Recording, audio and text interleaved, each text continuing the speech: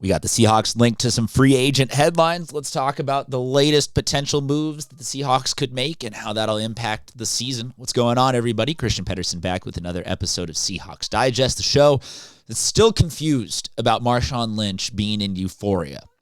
Cool. Love it. Great brand ambassador.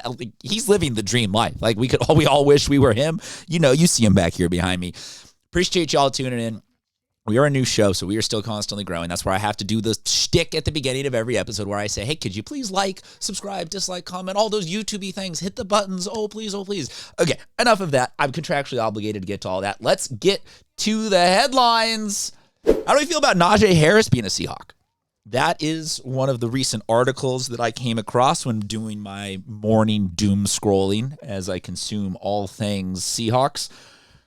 I am always, let's politely call it hesitant about running backs.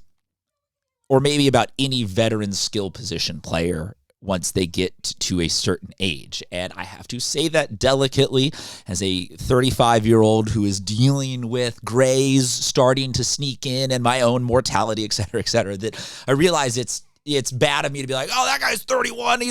He ran for 6 seasons. I don't want to stay away. But, you know, sometimes it's a mixed bag of veteran presence. And sometimes it can be a sneaky good signing. Sometimes it can be a complete waste of 20 or 40 or 60 carries or however long it lasts. But that all being said, let's talk about it. Because Charbonnet is going to be, we have talked in a previous video, so that's why I always say subscribe, because try to weave a cohesive thread through all of this.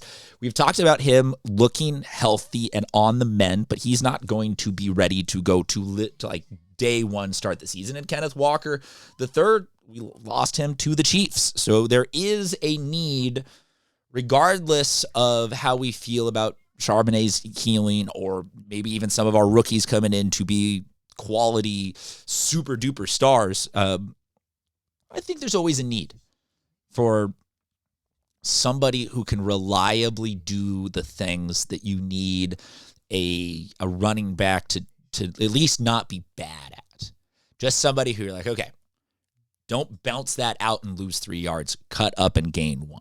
How do you block in the shotgun? How do you do the things that are just like, hey, move it forward. No negatives, no negatives, no negatives. And I can be talked into Najee Harris being somebody that could do that for us.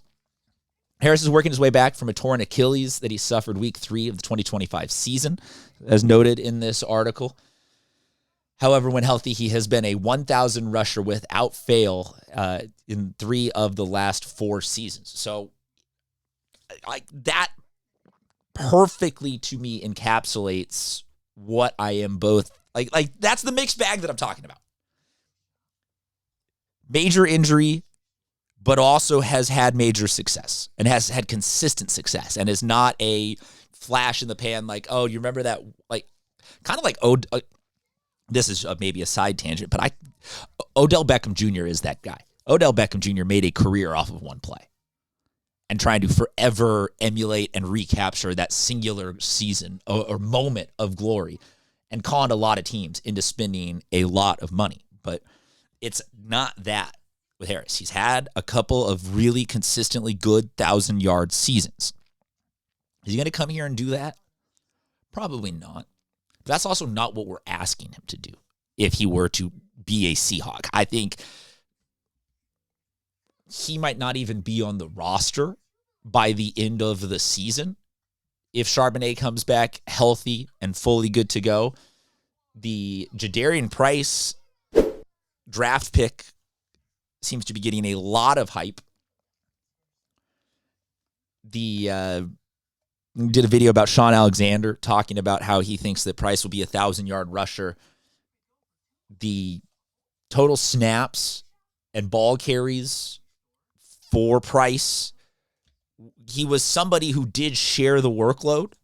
So to me, bringing in Harris to start the season is helping Price, both in the sense of like having a veteran who can just, do the thing and be out there, but also in terms of not asking Jadarian Price to be the every single, it's already a big jump to go from college to the NFL, and to be asked to go from, you took a good chunk of the snaps in college to every single one of the snaps, or 90+% of the snaps in the NFL, that's a really tall ask. So keeping Price just fresh and letting him be in that rhythm and routine somewhat similar to Notre Dame that allowed him to be as successful as he was, to me feels like something where I'll take a chance on a guy